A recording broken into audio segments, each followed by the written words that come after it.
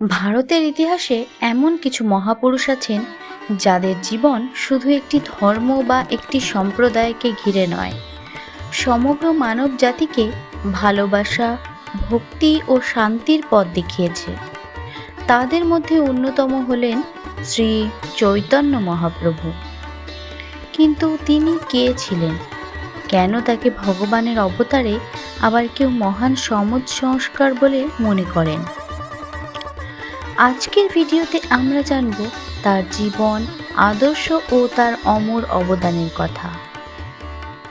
কিন্তু তার আগে বন্ধুরা, আপনারা যদি আমার চ্যানেলে নতুন হয়ে থাকেন অবশ্যই আমার চ্যানেলটিকে সাবস্ক্রাইব করে আমার পাশে থাকবেন। চলুন তাহলে শুরু করা যাক। শ্রী চৈতন্য মহাপ্রভুর পরিচয়। শ্রী চৈতন্য মহাপ্রভুর জন্ম 1486 খ্রিস্টাব্দের ফাল্গুনী পূর্ণিমা তিথিতে বর্তমান পশ্চিমবঙ্গের নবদ্বীপে। তার পিতার নাম ছিল শ্রী জগন্নাথ মিশ্র এবং মাতার নাম শচী দেবী। জন্মের সময় তার নাম রাখা হয়েছিল বিশ্বম্ভর মিশ্র। তবে একটি নিম গাছের নিচে জন্ম হয়েছিল বলেই ছোটবেলা থেকে সবাই তাকে স্নেহ করে নিমাই নামেই ডাকত। পরবর্তীকালে তিনি অসাধারণ পাণ্ডিত্যের জন্য নিমাই পণ্ডিত হিসাবে পরিচিত হন। এবার আমরা শুনব তার শিক্ষা জীবন ও পাণ্ডিত্য বিষয়ে। ছোটবেলা থেকেই নিমাই ছিলেন অত্যন্ত মেধাবী। ব্যাকরণ, ন্যায়, অলঙ্কার শাস্ত্র ও সংস্কৃত ভাষায় তিনি অল্প বয়সেই অসাধারণ দক্ষতা অর্জন করেন। দূর দূরান্ত থেকে ছাত্ররা তার কাছে শিক্ষা নিতে আসত, কিন্তু তখনও তিনি মূলত একজন পণ্ডিত ছিলেন, ভক্তি আন্দোলনের নেতা নন। তার জীবনের মোড় ঘুরে যায় তার পিতার মৃত্যুর পর এবং গয়ার তীর্থযাত্রার সময় তার জীবনে এক গভীর আধ্যাত্মিক পরিবর্তন আসে। এরপর তিনি সমস্ত অহংকার ত্যাগ করে নিজেকে সম্পূর্ণভাবে শ্রীকৃষ্ণের ভক্তিতে উৎসর্গ করে তোলেন।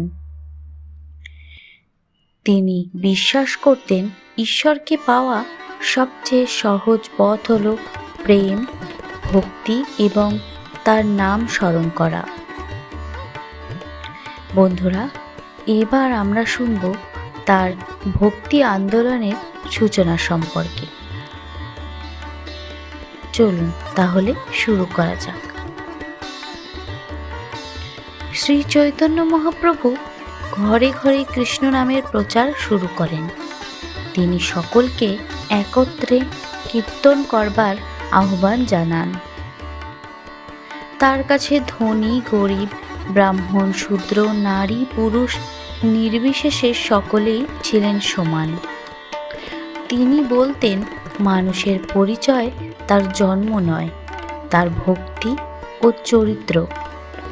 এই শিক্ষাই সেই সময়ের সমাজে এক বিশাল পরিবর্তনের সূচনা করেছিল। নিমাই পণ্ডিত সন্ন্যাস গ্রহণ করেছিলেন মাত্র 24 বছর বয়সে। বন্ধুরা, মাত্র 24 বছর বয়সে তিনি সংসার ত্যাগ করে সন্ন্যাস গ্রহণ করেন। এরপর তিনি ভারতের বিভিন্ন স্থানে ভ্রমণ করে কৃষ্ণ ভক্তির বাণী প্রচার করেছিলেন। জীবনের শেষ প্রায় 18 বছর তিনি পুরীর জগন্নাথ ধামে কাটান। তিনি কি ভগবানের অবতার ছিলেন? এই নিয়ে বহুল প্রশ্নের প্রচার রয়েছে। তিনি কি ভগবানের অবতার ছিলেন? গৌড়ীয় বৈষ্ণবদের বিশ্বাস ছিল শ্রী চৈতন্য মহাপ্রভু ছিলেন স্বয়ং শ্রীকৃষ্ণ, যিনি শ্রী রাধার প্রেম অনুভব করার জন্য মানব রূপে পৃথিবীতে আবির্ভূত হয়েছিলেন। অন্যদিকে ইতিহাসবিদরা তাকে একজন অসাধারণ ধর্মীয় নেতা, দার্শনিক ও সমাজ সংস্কারক রূপে মূল্যায়ন করেন। আজও 500 বছরের বেশি সময় পরে শ্রী চৈতন্য মহাপ্রভুর শিক্ষা কোটি কোটি মানুষের হৃদয়ে জীবন্ত ভালোবাসা শিখিয়েছেন। তিনি শিখিয়েছেন ভালোবাসা কখনো ঘৃণার দ্বারা জয়ী হয় না, প্রেমই মানুষের সবচেয়ে বড় শক্তি। যিনি লক্ষ লক্ষ মানুষকে কৃষ্ণ প্রেমে উদ্বুদ্ধ করেছিলেন, যার নাম উচ্চারণ করলেই আজও কোটি কোটি ভক্তের চোখে জল আসে, সেই শ্রী চৈতন্য মহাপ্রভুর জীবনের শেষ মুহূর্ত আজও এক অমীমাংসিত রহস্য। তিনি কি সত্যিই পুরীর জগন্নাথ দেবের মূর্তির মধ্যে লীন হয়েছিলেন, নাকি সমুদ্রের ঢেউ তাকে নিজের বুকে টেনে নিয়েছিল? আবার কিছু ইতিহাসবিদ কেন দাবি করেন তার অন্তর্ধানের পেছনে ছিল অন্য কোনো আলাদা ঘটনা?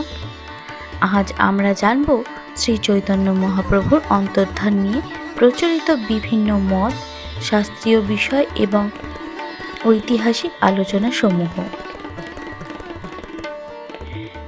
1486 খ্রিস্টাব্দে নবদ্বীপে জন্মগ্রহণ করেছিলেন শ্রী চৈতন্য মহাপ্রভু।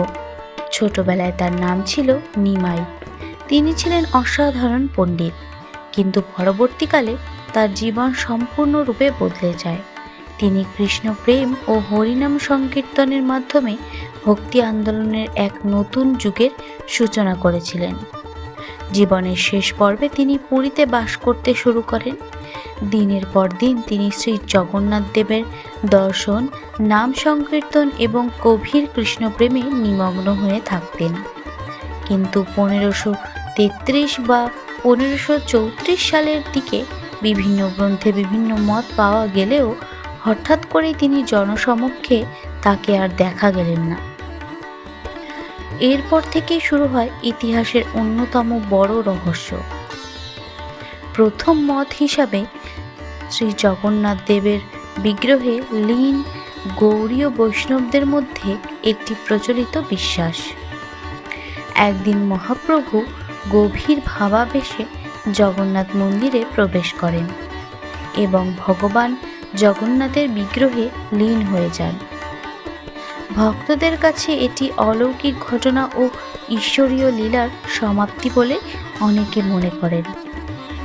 দ্বিতীয় মত হিসেবে টোটা গোপীনাথ মন্দির। আরেকটি প্রচলিত মত অনুযায়ী শ্রী চৈতন্য মহাপ্রভু পুরীর টোটা গোপীনাথ মন্দিরে শ্রী গোপীনাথের বিগ্রহে লীন হন। আজও বহু ভক্ত এই স্থানকে অত্যন্ত পবিত্র বলে মানেন এবং মহাপ্রভুর অন্তর্ধানের সঙ্গে এই মন্দিরের সম্পর্ক বলে এটি বিশ্বাসও করেন। তৃতীয় মত হিসেবে অনেকে বিশ্বাস করেন ইতিহাসের বিতর্ক হিসাবে। তবে আধুনিক কিছু ইতিহাসবিদদের মতে এই ঘটনাগুলোর সমসাময়িক প্রমাণ খুবই সীমিত। কিছু গবেষক মনে করেন মহাপ্রভুর মৃত্যু স্বাভাবিকভাবেই হয়ে থাকতে পারে এবং পরে তার অন্তর্ধান নিয়ে বিভিন্ন কিংবদন্তি গড়ে ওঠে। আবার কিছু লেখক অন্য সম্ভাবনার কথাও তুলে ধরেছেন, কিন্তু সেগুলোর পক্ষে নিশ্চিত কোনো প্রমাণ নেই। তাই ইতিহাস এখনও কোনো একক সিদ্ধান্তে পৌঁছতে পারেনি। 4 নম্বর হলো আধ্যাত্মিক অর্থ। মহাপ্রভুর জীবনের সবচেয়ে বড় শিক্ষা ও তার অন্তর্ধানের রহস্য নয়, তার ভক্তি। তিনি শিখিয়েছেন হরিনামই কলিযুগের শ্রেষ্ঠ সাধনা। অহংকার ত্যাগ করতে হবে, সব মানুষের প্রতি ভালোবাসা ও দয়া রাখতে হবে। কৃষ্ণপ্রেমী জীবনের সর্বোচ্চ সম্পদ। আজও তার শিক্ষা কোটি কোটি মানুষের জীবনে আলো জ্বালায়।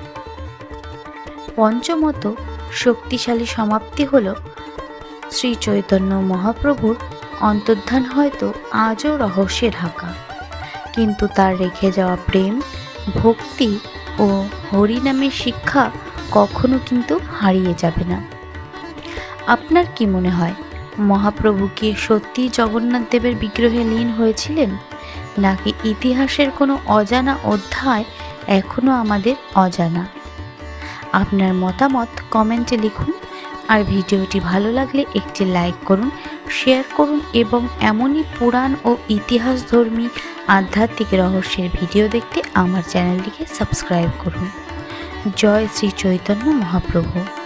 শ্রী জয় জগন্নাথ, হরি বল। ততক্ষণ ভালো থাকুন, সুস্থ থাকুন। ধন্যবাদ।